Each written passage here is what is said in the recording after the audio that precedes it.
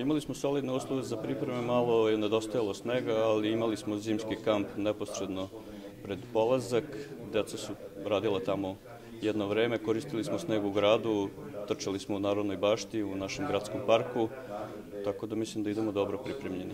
Očekujem pre svega dobro putovanje i lep boravak sportistima na zimskim olimpijskim igrama, a posle toga i korišćenje svake šanse da osvoje medalju.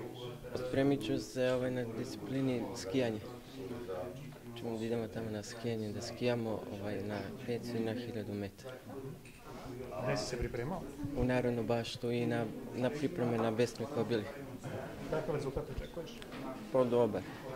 Prvo mesto da osvojimo. Prvo da krenemo od toga šta je tako cilj današnjeg sastanka, osim da poželimo sreću našim paraolimpijcima na zimskim paraolimpijskim igrama koji će biti održane u Austriji, u stvari i da damo jednu pažnju koju ova deca zaslužuju i možda još više ljudi koji uporno godinama rade sa ovom decom. A cilj upravo tog rada je inkluzija. Mi često pričamo o inkluziji, ali nekako mnogo češće u inkluziji u nekom sistemu obrazovanja i školstva, a smatram da je ova vrsta inkluzije u sportu i zdravstvu ništa manje bitna od ove prethodne i zato moja velika zahvalnost i to je bio cilj pre svega današnjeg prijema ovde, velika zahvalnost, kao što sam rekao, ljudima koji rade sa ovom decom, jer sam ja siguran da će ova deca ne biti samo vrhunski sportisti i donosioci medalja sa ovakve vrste igre, nego biti korisni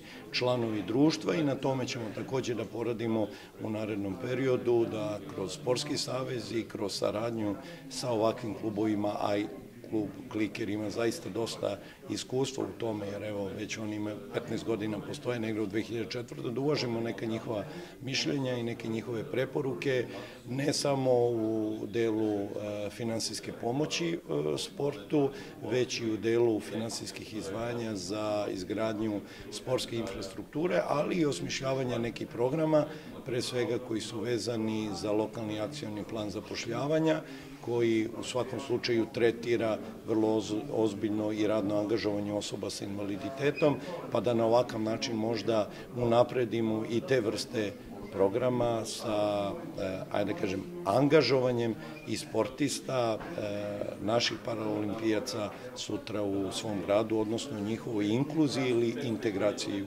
društvu.